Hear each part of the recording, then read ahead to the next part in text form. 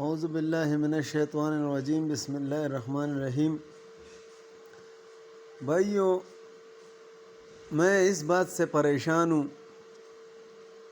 کہ پنجاب میں ایک معمولی سا واقعہ ہو جائے تو وزیر اعظم کی بھی بین نکل جاتی ہے، جج کی بھی نکل جاتی ہے۔ ایک منٹ میں ادھر وزیر اعلیٰ بھی پہنچ جاتے ہیں، وزیر اعظم بھی پہنچ جاتے ہیں، گورنر بھی پہنچ جاتے ہیں، چیف جسٹس بھی پہنچ جاتے ہیں، جرنیل بھی پہنچ جاتا ہے، اور ہم پختونوں کی لاشیں راستے میں پڑی ہے، کوئی پوچھنے والا نہیں ہے۔ کیا ہم پاکستانی نہیں ہیں؟ ہم یہ پوچھنا چاہتے ہیں کہ ہمیں مارنے والا کون ہے؟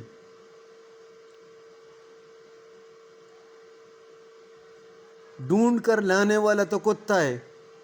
ہمارے لاشیں جو ہے وہ کتوں کو مل جاتی ہے کہیں نالے میں پڑے ہو کر، لیکن ہمیں یہ نہیں پتہ کہ ہمیں مارنے والا کون ہے۔ ہم اس مدینے کے ریاست بنانے والے سے پوچھنا چاہتے ہیں کہ بھائی کون ہمیں مار رہا ہے؟ یہ کون سی طاقت ہے جو ہمارے گلوں پر چوریاں رکھ کے بیٹھی ہوئی ہے؟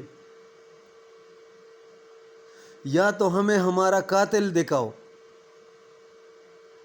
اور اگر آپ کے پاس ہمارے لیے کوئی جواب نہیں ہے تو صاف صاف بول دو، ہم ڈھونڈ بھی سکتے ہیں۔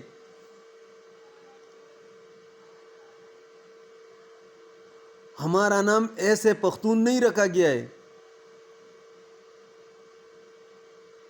ہم اپنا بدلہ لینا جانتے ہیں۔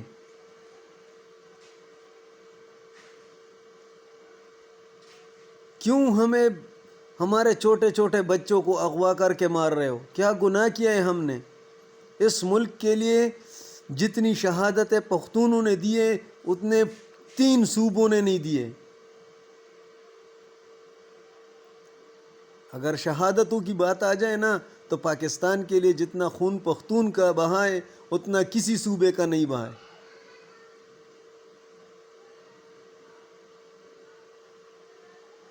آئے دن کسی پختون کا لاش نالے میں پڑا ہوتا ہے، آئے دن کسی پختون کا لاش پڑا ہوتا ہے۔ کیا گناہ کیا ہے ہم لوگوں نے؟ یہی گناہ ہے ہمارا کہ بار بار کسی نہ کسی اٹک کے اس پار والے لوگوں کو ہم کرسی پر بٹھا لیتے ہیں۔ اور میں اس پختونوں پر بھی لعنت بیچتا ہوں جو تم جیسے لوگوں کو کرسیوں پر بٹھاتے اور تمہاری سپورٹ کرتے ہیں۔ لعنت ہو اس پختون پر جو تم لوگوں کی سپورٹ میں ہوتا ہے۔ اس پختونوں سے کہنا چاہتا ہوں کہ جاؤ دیکھو جانی خیل کے لاشیں ادھر راستے میں پڑی ہے، نالوں میں ملتی ہے ہمارے پختونوں کی لاشیں۔ میں اس پختون کو بالکل پختون نہیں کہتا جو اپنے کسی آدمی کے سپورٹ میں نہ کھڑا ہو۔ جاؤ دیکھ لو پورے پاکستان میں کتے کا سپورٹ بھی اپنا کتا کرتا ہے، لیکن ہمارے پختون انہی کتوں کے پیچھے پڑے ہوتے ہیں۔ مہربانی کر لو، اور تو ہمارا کوئی پوچھنے والا ہے نہیں، کم از کم اپنے آپس میں یہ بھائی چارہ جو ہے یہ قائم کر دو، نہیں تو مریں گے نالوں میں کتوں کی طرح پڑے ہوں گے۔ جس دن ہم پختون ایک ہو گئے، دنیا کا کوئی طاقت ہم لوگوں کا ایک بال بھی باقی نہیں کر سکتا۔ ان کو پتہ ہے سٹیج پہ کھڑے ہو کر 2 پختونوں کی تعریف کرو، آپس میں ایک دم الگ ہو جاتے ہیں۔ ان لوگوں نے بس ان کو پتہ ہے کہ یہ 4 دن کے لیے ان لوگوں نے اکٹھے ہونے ہیں۔ جس دن آپ لوگ ایک ہو گئے، یاد رکھنا دنیا کا کوئی طاقت کسی پختون کا کچھ بھی نہیں بگاڑ سکتا۔ مہربانی کرو میرے پختون بھائیوں، مہربانی کرو، اپنا بھائی چارہ قائم کر دو، نہیں تو مرو گے، ذلیل ہوگے، بدنام ہوگے۔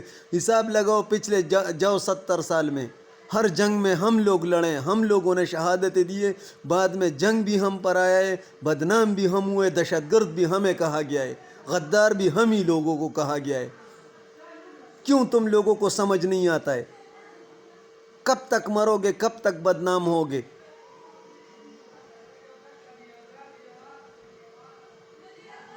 مہربانی کرو پختون بھائیوں، آپس میں بھائی چارہ قائم کر دو، چھوڑ دو ان لوگوں کو، ان کا پیچھا چھوڑ دو۔ ان لوگوں نے زندگی بھر ہمیں مارتے رہنا ہے۔ لیکن ایک بات یہ بھی یاد رکھ لو کہ تم لوگ لاشیں گراتے گراتے تک جاؤ گے، لیکن پختونوں کے سینے میں گولی کاتے کاتے تکیں گے نہیں۔ یہ سینے بنے گولیوں کے لیے، مارو جتنا مار سکتے ہو مارو۔ کتنوں کو مار ڈالا تم لوگوں نے، پھر بھی کڑے۔ 4 پختون اور 100 باقی جس مذہب کے بھی ہو، جس قوم کے بھی ہو، ایک پختون 100 پر باری ہے، مارو جتنا مار سکتے ہو۔